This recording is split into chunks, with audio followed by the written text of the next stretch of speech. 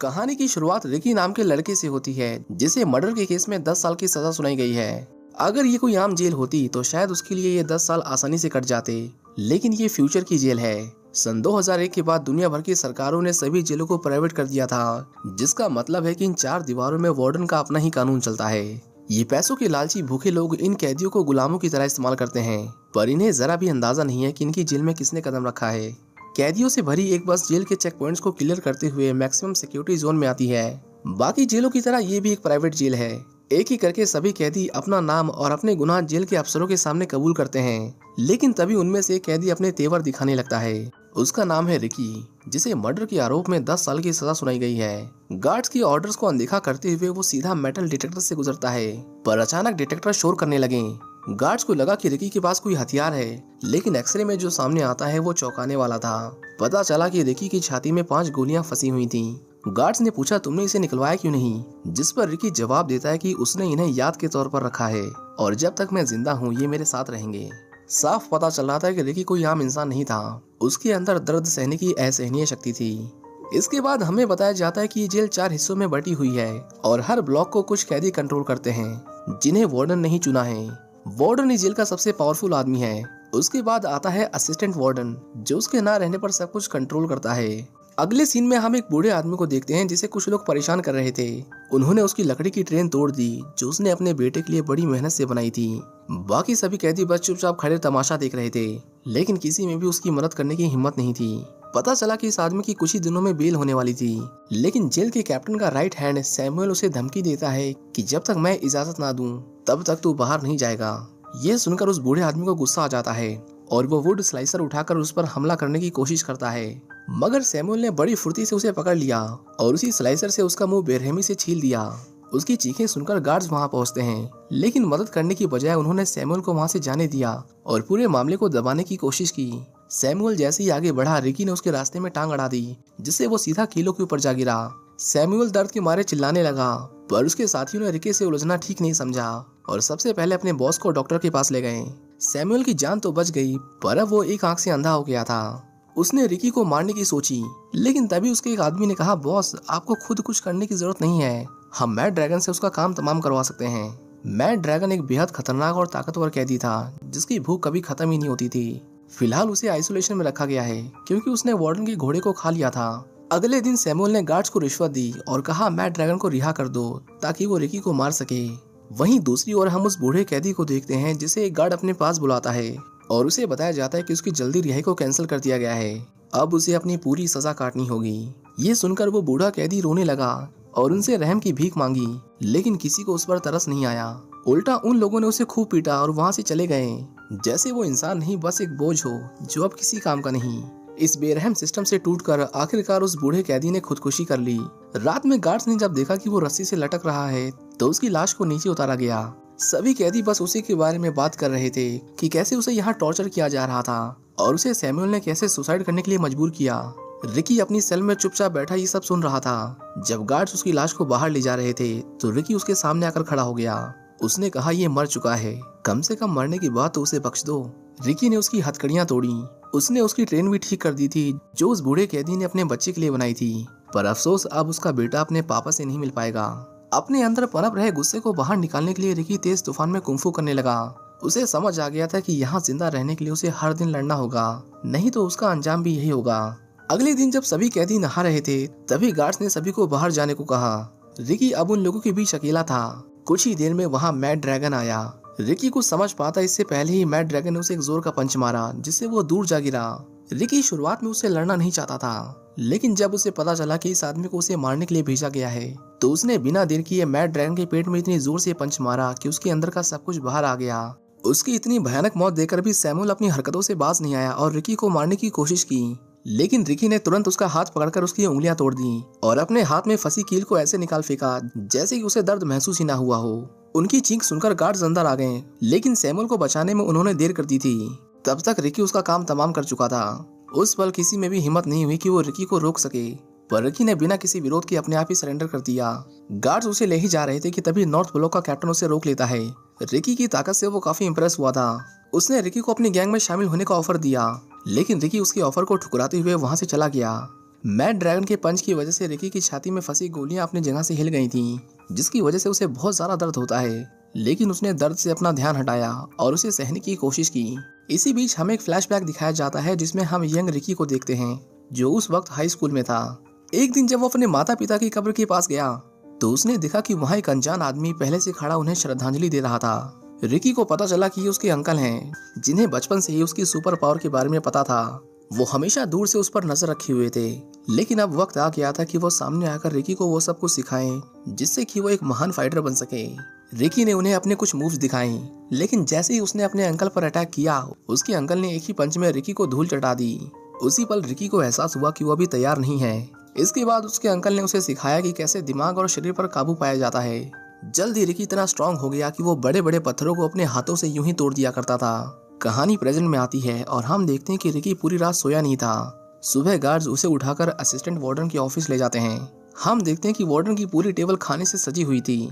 उसकी एक आंख नकली थी और हाथ भी कटा हुआ था, जिसकी जगह उसने एक हुक लगा रखा था। साइक्लॉप्स ने कहा कि वो रिकी की रिपोर्ट पढ़कर सुनाए। रिपोर्ट के मुताबिक रिकी ने मर्डर किया था। उसका ना कोई परिवार था, ना कोई जानने वाला। रिपोर्ट में ये भी लिखा था कि रिकी बहुत खतरनाक है, इसलिए उसे हाई सिक्योरिटी जेल में रखा जाना चाहिए। हर कैदी को जेल में आने से पहले अपनी पिछली जिंदगी के बारे में सब कुछ बताना पड़ता था, लेकिन रिकी की रिपोर्ट में पिछले 2 सालों का कोई जिक्र नहीं था। साइक्लोप्स ने पूछा, बताओ उन 2 सालों में तुम कहाँ थे? इस बीच तुमने क्या किया? लेकिन अपनी धमकियों के बाद भी वो रिकी का मुंह नहीं खुलवा सका। आखिर में वार्डन उसे एक लेटर दिखाता है जिसे किसी ने उसके लिए भेजा था। रिकी जैसे ही उसे लेने के लिए आगे बढ़ा, वार्डन ने उसके हाथ में अपने नुकीले हुक फंसा दिए और उस पर एक के बाद एक जोरदार मुक्कों की बारिश कर दी। उस लेटर के अंदर एक तस्वीर थी जिसे वार्डन ने अपने हाथों से मसलकर फाड़ दिया। ये देखकर रिकी को इतना गुस्सा आया कि उसने अपने हाथ से टेबल के 2 टुकड़े कर दिए। वार्डन बौखला गया और उसने रिकी पर गोली चला दी, लेकिन रिकी ने वो गोली भी अपने हाथ से डिफ्लेक्ट कर दी। वो चाहता तो वार्डन को मार देता, लेकिन उसने ऐसा नहीं किया और उसे एक लास्ट वार्निंग देकर वहां से चला गया। उसी रात रिकी अपनी सेल में बैठा उन दिनों को याद करता है जब वो अपनी गर्लफ्रेंड केइको के साथ हंसी खुशी रहा करता था। वो अपनी बांसुरी निकालता है और एक धुन बजाने लगता है, वही धुन जो उसे केइको की याद दिलाती थी। लेकिन तभी एक गार्ड आता है और उसे वार्निंग देते हुए कहता है कि अगर तूने ये धुन दोबारा बजाई तो ये बांसुरी तोड़कर फेंक दूंगा। अगले दिन कुछ कैदी एक आदमी को घेर लेते हैं। उन्हें पता चलता है कि यही गार्ड्स को अंदर की बातें लीक किया करता था। उस बूढ़े कैदी की मौत के पीछे भी इसी का हाथ था। वो आदमी उनसे अपनी जान की भीख मांगता है और वादा भी करता है कि वो दोबारा ऐसा नहीं करेगा, पर वो उसे बख्शने वाले नहीं थे। उनमें से एक आदमी लकड़ी काटने वाली आरी से उसके टुकड़े करने वाला था, पर तभी वहाँ नारुमी आ जाता है। नारुमी उसे बताता है कि यहाँ मेरी मर्जी के बगैर कोई किसी को नहीं मार सकता। हाथ में हथियार लिए एंड्रू उसके इस फैसले का पूरी तरह से विरोध करता है। वो कहता है कि सैमुअल ने रूल तोड़ा तो तुमने उसे जाने दिया, और अब जब ये रूल्स तोड़ रहा है तो तुम इसे भी जाने दे रहे हो, तो फिर इन रूल्स का फायदा क्या? नारुमी को उसके तेवर पसंद नहीं आए। उसे लगा कि ये उसका अपमान कर रहा है। साइक्लोप्स दूर खड़ा उन्हें देख रहा था। उसे नारुमी से कुछ जरूरी बातें करनी थी, इसीलिए वो उसे अपने ऑफिस में बुलाता है और एंड्रू के मुंह में हुक फंसाकर उसे घसीटते हुए अपने साथ ले जाता है। साइक्लोप्स कहता है कि रिकी की वजह से बाकियों में बहुत हिम्मत आ गई है। ऐसा ही चलता रहा तो जल्द ही हर सेल में एक रिकी होगा। मैं चाहता हूँ कि तुम उन्हें एक सबक सिखाओ। रिकी को मार दो, बाकी सब अपने आप पीछे हट जाएंगे। इसके बाद नारुमी ग्राउंड में आता है। उसने एंड्रू को एक बड़े से क्रॉस से बांधकर मरने के लिए छोड़ दिया था, ताकि उसकी हालत देखकर कोई भी उसकी तरह बगावत करने की हिम्मत ना करे। नारुमी ने रिकी को फाइट के लिए चैलेंज किया। रिकी लड़ने को तैयार था, लेकिन सिर्फ एक शर्त पर कि वो सबसे पहले एंड्रू को छोड़ दे। नारुमी को उसे मारने के ऑर्डर्स मिले थे, ना कि सौदेबाजी करने के, इसलिए वो बिना देर किए रिकी पर टूट पड़ा। फाइट शुरू होते ही उसने रिकी की आंख में पिसे हुए कांच के टुकड़े फेंक दिए, जिससे रिकी अंधा हो गया। मौके का फायदा उठाकर नारुमी ने उसके हाथ की नस भी काट दी। रिकी हार रहा था, पर तभी सभी कैदी रिकी के लिए चीयर करने लगे, जिसके बाद रिकी ने पाइपलाइन तोड़कर उसके पानी से अपनी आंखों को साफ किया। अब उसे साफ दिखाई दे रहा था। नारुमी ने जैसे उस पर दोबारा जानलेवा हमला करना चाहा, रिकी ने उसके सिर पर इतनी जोर से मारा कि उसकी आंखें पॉपकॉर्न की तरह बाहर आ गईं। रिकी ने अपनी कटी हुई नसें खींची और उन्हें आपस में बांधकर अपने हाथ को ठीक कर लिया।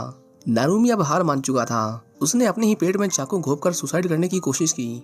रिकी उसे बचाना चाहता था, पर जैसे ही उसके पास आया, नारुमी ने फिर से उसे धोखा दिया और अपनी इंटेस्टाइन उसकी गर्दन में लपेटकर उसे मारने की कोशिश की। रिकी ने कहा अब बस, और उसे इतनी जोर से मुक्का मारा कि उसकी खोपड़ी चूर चूर हो गई। इसके बाद रिकी एंड्रू को उस क्रॉस से नीचे उतारता है, लेकिन अफसोस तब तक उसकी मौत हो चुकी थी। सारे कैदी मिलकर वार्डन के खिलाफ प्रोटेस्ट शुरू कर देते हैं। उन्होंने झुंड बनाकर साइक्लोप्स को घेर लिया, लेकिन उसे मारने से पहले ही दूसरे ब्लॉक के कैप्टन उन्हें रोक लेते हैं। एक ने तो एक कैदी का सर ही फोड़ दिया। ये देखकर डर के मारे सभी रिकी के पीछे छुप गए। वो चाहते थे कि रिकी उनसे फाइट करे, लेकिन रिकी फाइट करने से मना कर देता है। उसे दुख था कि उसकी वजह से पहले ही कई लोग मारे जा चुके थे और अब वो और खून नहीं बहाना चाहता था। उसने एंड्रू की बॉडी को अपने कंधे पर उठाया और वहां से जाने लगा। साइक्लॉप्स ने रिकी से पूछा, क्या तुम नारुमी की जगह नए कैप्टन बनना चाहोगे? लेकिन रिकी ने उसे कोई जवाब नहीं दिया, क्योंकि वो वार्डन के इशारों पर चलने वाला कोई पालतू कुत्ता नहीं था। हम वहाँ नारुमी की गोद लिए हुए बेटे एलन को देखते हैं, जो अपने फादर की मौत से बहुत दुखी था। उसने रिकी को एक पत्ते से धुन बजाते हुए सुना। वो भी वही आवाज निकालने की कोशिश करता है, पर उससे नहीं हो पा रहा था। तभी रिकी उसके पास आया और उसे सही तरीका बताने लगा। जो कुछ उसके पिता के साथ हुआ उसके लिए रिकी उससे माफी भी मांगता है, लेकिन उसने नोटिस किया कि एलन काफी देर से चुप है। जब उसने गौर से देखा तो पता चला कि उन लोगों ने उसकी जीभ काट दी थी। रिकी को उसके लिए बहुत बुरा लगा। आखिर में रिकी उसे अपनी फ्लूट गिफ्ट कर देता है, जिसे वो बिना जीभ के भी आराम से बजा सकता था। बदले में एलन ने भी उसे कुछ पॉपी लीव्स दिए। रिकी ने पूछा, तुम्हें ये कहाँ मिला? इन्हें उगाना गैर कानूनी है। इसके बाद एलन उसे जेल का सारा काला सच बता देता है। दरअसल जेल की 4 दीवारों के पीछे ओपीएम की फार्मिंग की जा रही थी, जो एक तरह का ड्रग होता है। वोंग चुक दूर खड़ी उनकी बातें सुन रही थी। अब क्योंकि रिकी को सब पता चल गया था, इसलिए वो उनके लिए खतरा था। तीनों कैप्टन ने मीटिंग बैठाई और सोचने लगे कि अब क्या किया जाए। वोंग एलन को बुलाती है और उसे कहती है कि रिकी ने तुम्हारे पिता को मारा है, अब समय है कि तुम उनकी मौत का बदला लो। आग में घी डालने के लिए उन्होंने उसे नारुमी की लाश दिखाई, जिसकी खाल उतरी हुई थी, और कहा ये सब रिकी ने किया है। एलन जानता था कि रिकी इतना बेरहम नहीं है। जब वो नहीं माना तो वोंग ने गुस्से में आकर उसे भी मौत की घाट उतार दिया और फिर उसकी लाश को किसी कचरे की तरह ग्राउंड में फेंक दिया। उसे देखने के लिए कैदियों की भीड़ इकट्ठा हो गई। थोड़ी देर बाद रिकी भी वहां पहुंच गया और जब उसने लाश के पास अपनी फ्लूट पड़ी देखी तो वो समझ गया कि ये एलन की लाश है। फिर से एक बेकसूर की मौत इस बार वो बर्दाश्त नहीं कर सका और उसने ठान लिया कि वो किसी को नहीं छोड़ेगा। कुछ देर बाद फायर अलार्म की आवाज से पूरी जेल में अफरा तफरी मच जाती है। वोंग देखती है कि रिकी ने पूरे ओपियम फार्म को जलाकर राख कर दिया था। अपनी सालों की मेहनत को इस तरह जलकर राख होता देख वोंग का गुस्सा 7वें आसमान पर था। उसने रिकी के सबसे वीक पॉइंट पर अटैक किया, जिसे वो डेड पॉइंट कहती थी। अब रिकी की मौत पक्की थी। वो तड़प रहा था और सभी कैदी उसकी मौत का तमाशा देख रहे थे। वहीं दूसरी ओर साइक्लोप्स को पता चलता है कि कल वार्डन यहाँ आने वाला है। ये खबर उसके लिए बहुत डरावनी थी, क्योंकि अगर वार्डन को सच पता चलता तो उसकी शामत आनी तय थी। रिकी जल्द ही उसके अटैक से रिकवर कर जाता है, जो देखकर वोंग चौंक जाती है, क्योंकि ये नामुमकिन था। हालांकि इसके बावजूद भी आज रात उसका मरना पक्का था। एक ने उसकी बॉडी में नुकीली सुइयां चुभा चुभा कर रिकी की बॉडी को आटे की बोरी की तरह सिल दिया। कितामाकुरा उसका काम तमाम करने ही वाला था कि तभी अनाउंसमेंट होती है कि जो कैदी अपनी सेल में नहीं जाएगा उसे गोली मार दी जाएगी। इसके बाद गार्ड्स ने फायरिंग शुरू कर दी, लेकिन उनका निशाना सिर्फ रिकी ही था। वो किसी तरह अपनी जान बचाते हुए कमरे में आ पहुंचा, पर तभी पूरा कमरा सीमेंट से भरने लगा। रिकी लोहे के गेट को चीरता हुआ बाहर निकल आया और उसने कितामा की भी जान बचा ली। वार्डन उसे फिर से जिंदा पाकर निराश हो गया था। जल्द ही रिकी की बॉडी पर लगा सीमेंट सूख जाता है और वो किसी पत्थर के स्टैचू की तरह धड़ाम से नीचे गिरता है। साइक्लोप्स ने कहा, सारे सबूत मिटा दो, कल वार्डन आने वाले हैं, मुझे सबसे पहले उनकी खातिरदारी करनी है, इनसे मैं बाद में निपटूंगा। अगले दिन सभी गार्ड्स वार्डन के स्वागत के लिए लाइन में खड़े थे। तेज धूप में घंटों इंतजार करने के बाद भी वार्डन का कोई अता पता नहीं था। कुछ गार्ड्स तो थककर वहीं खड़े खड़े झपकी लेने लगे, लेकिन फिर अचानक एक गाड़ी आती दिखाई दी और सब तुरंत अलर्ट हो गए। वार्डन के साथ उसका हरामखोर बेटा भी आया था, जो मस्ती करते करते कारपेट पर फिसल जाता है। वार्डन ने गुस्से में पूछा, कारपेट किसने बिछाया था? साइक्लोप्स ने तुरंत एक कैदी उसके सामने लाकर खड़ा कर दिया और झूठ बोला कि सर यही था। इतना सुनते ही वार्डन ने बिना कुछ सोचे उस कैदी की आंखें फोड़ दी। वार्डन ने साइक्लोप्स से पूछा, मेरी गैर मौजूदगी में यहाँ क्या हुआ था? इस सवाल ने तो उसके पसीने छुड़ा दिए, पर अब वो झूठ नहीं बोल सकता था। उसने कहा, कुछ कैदी बगावत पर उतर आए थे तो हमें उनमें से कुछ को मारना पड़ा। वार्डन ने कहा, हर महीने यहाँ कोई ना कोई मर ही जाता है। तुम जानते हो कि पूरे देश में इससे सस्ते मजदूर हमें कहीं नहीं मिलेंगे। इन्हें भूख या बीमारी से मरने मत दो, उन्हें जिंदा रखो ताकि काम होता रहे। खैर इतना तो वार्डन ने बर्दाश्त कर लिया, लेकिन जब उसे पता चला कि किसी ने उसकी ओपीएम की फार्म जला डाले तो उसे हार्ट अटैक आ गया। साइक्लोप्स ने फौरन उसे दवा दी, जिससे उसकी जान तो बच गई, पर गुस्सा वो तो रिकी को मारकर ही शांत होता। उधर रिकी अब भी पूरी तरह से सीमेंट में जकड़ा हुआ था, लेकिन जैसे ही वार्डन सामने आया, रिकी ने सीमेंट की मोटी लेयर को तोड़कर उसकी गर्दन पकड़ ली। वो उसकी जान लेने ही वाला था कि तभी कितामा ने पीछे से आकर उसे जोर से लात मारी, जिससे रिकी दूर जा गिरा। इसके बाद उसने रिकी के हाथों को जेल की सलाखों में जकड़ दिया और उसे मार मार कर उसकी हालत खराब कर दी। इतना भी कम था तो उसने रिकी का सर पकड़ा और उसे इतनी जोर से दबाया कि उसके सर से खून बहने लगा। इससे पहले कि वो रिकी के 2 टुकड़े कर देता, रिकी पलटवार करता है और कितामा के जबड़े पर इतनी जोर से मुक्का मारता है कि उसका जबड़ा तरबूज की तरह फट जाता है। कितामा को हारता देख वार्डन ने एक बटन दबाया जिससे जेल की छत नीचे आने लगी। रिकी ने उस हाइड्रोलिक प्रेस को रोकने की अपनी पूरी कोशिश की, लेकिन अब उसमें इतनी ताकत नहीं बची थी। ऊपर से वार्डन ने उसे स्टन गन से 1 लाख वोल्ट का झटका भी दे दिया, जिससे रिकी और कमजोर हो गया। रिकी को मारने के चक्कर में वो ये भूल ही गए थे कि कितामा अभी अंदर फंसा हुआ था। अपने साथ ये धोखा होते देख कितामा ने रिकी की मदद की और उसे अपनी जान बचाने को कहा। रिकी तो किसी तरह बच गया, लेकिन कितामा बेचारा उस हाइड्रोलिक प्रेस के नीचे दबकर मारा गया। रिकी वार्डन को खत्म करने के लिए आगे बढ़ा ही था कि तभी वार्डन ने एक और बटन दबाया और रिकी सीधा एक गहरे गड्ढे में जा गिरा। इसके बाद रिकी को जंजीरों में बांधकर सभी कैदियों के सामने लाया जाता है। वार्डन ने उन्हें ऑर्डर दिया कि सभी बारी बारी रिकी को दफनाना शुरू करें। उनमें से कुछ कैदियों ने रिकी के साथ हो रहे इस अत्याचार का विरोध किया और कहा, हम रिकी को मारने में तुम्हारा साथ नहीं देंगे। वार्डन ऐसे लोगों को गोलियों से भुनवा देता है, जिसके बाद बाकी कैदी डर के मारे रिकी को एक एक कर दफनाने लगते हैं। वार्डन ने कहा, हम इसे 7 दिन बाद दोबारा बाहर निकालेंगे और अगर तब तक ये जिंदा बच गया तो रिकी की सारी गलतियां माफ कर दी जाएंगी। लेकिन ये बस दिखावा था, क्योंकि वार्डन जानता था कि बिना खाना और पानी के कोई इतने दिन जिंदा नहीं रह सकता। सांस लेने के लिए उन्होंने रिकी के मुंह के पास पाइप लगाई और उसे मिट्टी में दफनाकर छोड़ दिया गया। सभी कैदी बस रिकी के बारे में ही बात कर रहे थे। उन्हें लगा कि वो अब तक मर चुका होगा, पर तभी उन्हें जमीन के नीचे से एक धुन सुनाई देती है जिसे रिकी अपने मुंह से बजा रहा था। उसे जिंदा पाकर सभी में खुशी की लहर दौड़ पड़ी। एक डॉग वहीं पास में ही टहल रहा था। वोंग उसे मारकर उसके लिवर को पाइप में डाल देती है ताकि रिकी को ऑक्सीजन ना मिले। इसके बाद हमें एक फ्लैशबैक दिखाया जाता है जिसमें हम रिकी की गर्लफ्रेंड केइको को देखते हैं। एक दिन जब केइको लाइब्रेरी से लौट रही थी, तभी उसने कुछ लोगों को देखा जो ड्रग्स ले रहे थे। उसने तुरंत वहां से भागने की कोशिश की, लेकिन कुछ लोगों ने उसे पकड़ लिया और एक होटल में ले आए। वो उसका रेप करके उसे मारने वाले थे, पर जैसे ही केइको को होश आया वो वहां से भाग गई और खुद के साथ कुछ गलत होने के डर से वो छत से कूदकर सुसाइड कर लेती है। जब रिकी को इसके बारे में पता चला तो वो गुस्से में उस ड्रग डीलर के पास गया। उसे देखकर उस आदमी ने रिकी पर एक के बाद एक कई गोलियां चलाई, लेकिन रिकी सब कुछ सहते हुए आगे बढ़ा और उसे मार दिया। बस यही उसका जुर्म था जिसके लिए उसे 10 साल की सजा मिली। वहीं दूसरी तरफ 7 दिन पूरे हो चुके थे। अब वक्त था रिकी की लाश को बाहर निकालने का। एक जेसीबी मशीन की मदद से वार्डन ने खुदाई करवाई और रिकी को बाहर निकाला। जब उन्होंने उसकी नब्ज चेक की तो पाया कि उसकी सांसें अभी भी चल रही थीं। वार्डन समझ गया कि ये कोई आम इंसान नहीं है। उससे दोस्ती करना उसके लिए फायदे का सौदा हो सकता था। उन्होंने उसे फिर से कैद कर दिया और जब वार्डन ने उसकी रिपोर्ट पढ़ी तो पाया कि उसके अंदर कुछ डिटेल्स मिसिंग थी। उसने रिकी से पूछा, तुम हमसे क्या छुपा रहे हो, बताओ वरना ये लोग तुम्हें मार देंगे। लेकिन काफी टॉर्चर के बाद भी रिकी उन्हें कुछ नहीं बताता। वोंग समझ गई थी कि ये ऐसे अपना मुंह नहीं खोलेगा।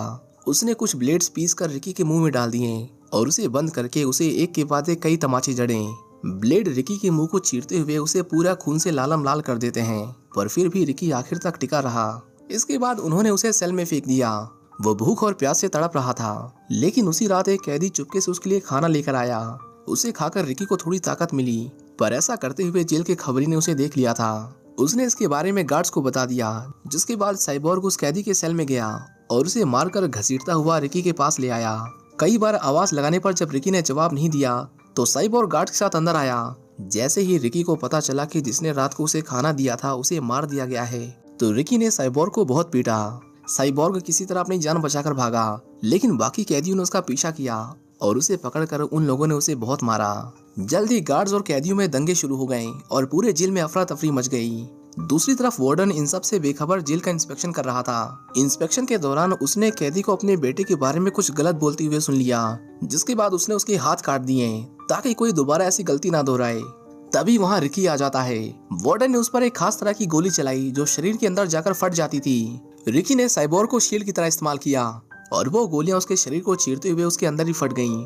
रिकी अकेला उन सभी का सामना करता है। वोंग ने उस पर एक के बाद एक कई जानलेवा वार किए, पर रिकी उसके पैरों को तोड़ देता है। दूसरा कैप्टन उसकी ये हालत देखकर डर गया और वहां से भागने की कोशिश की, लेकिन वार्डन ने उसे खुद ऊपर वाले के पास पहुंचा दिया। अब वार्डन और रिकी आमने सामने थे। रिकी ने उसे एक ही पंच में दूर फेंक दिया, लेकिन हम देखते हैं कि वार्डन को एक खरोच भी नहीं आई थी। जल्द ही वो अपना इंसानी रूप छोड़कर एक मॉन्स्टर में ट्रांसफॉर्म हो जाता है। पता चलता है कि उसके पास भी रिकी की तरह सुपर पावर्स थी, बस उसे उसका इस्तेमाल करने के लिए अपने इस भयानक रूप में आना होता था। रिकी ने उसे एक पंच मारा जो सीधा उसके पेट के आर पार चला गया, लेकिन वार्डन को कुछ महसूस नहीं हुआ। मार खा खाकर रिकी की हालत खराब हो गई थी, लेकिन तभी उसे अपने अंकल की कही एक बात याद आई। उन्होंने कहा था कि हर मॉन्स्टर की एक कमजोरी होती है, उसे ढूंढो और वहीं पर वार करो। रिकी ने देखा कि पास में ही एक मीट ग्राइंडर चल रहा था उसने वार्डन को उठाया और उसने उसे उसी ग्राइंडर में फेंक दिया। उसके शरीर के टुकड़े हो रहे थे, लेकिन फिर भी वो हार मानने को तैयार नहीं था। उसने रिकी को भी अपने साथ घसीटने की कोशिश की। देखते ही देखते पूरा कमरा खून से लाल हो गया, पर रिकी पीछे नहीं हटा। उसने अपना पूरा जोर लगाया और वार्डन को अंदर धकेलता चला गया। आखिर में सिर्फ उसकी मुंडी ही बची, जिसे लेकर वो बाहर आया। वहीं दूसरी ओर गार्ड्स और कैदी आपस में लड़ रहे थे। रिकी उनके पास आया और उन्हें बताया कि वार्डन मर चुका है, अब तुम सब आजाद हो। आखिर में रिकी ने जेल की दीवारें तोड़ दी, जिससे सभी कैदियों के लिए बाहर निकलने का रास्ता बन गया। और इसी के साथ ये मूवी यहीं खत्म हो जाती है। इस मूवी में लॉजिक को उतना ही पीटा गया है जितना कि रिकी ने विलेंस को। लेकिन ये स्लैशर मूवीज के जॉनरा में कल्ट क्लासिक मूवी है। लोग इस मूवी की आज भी तारीफ करते हैं। तो अब आप हमें कमेंट करके जरूर बताएं कि आपको ये मूवी कैसी लगी। ऐसी ही और वीडियोस के लिए इस चैनल को सब्सक्राइब करें। हम मिलेंगे आपसे एक नई वीडियो में। Thank you for watching. See you in the next one.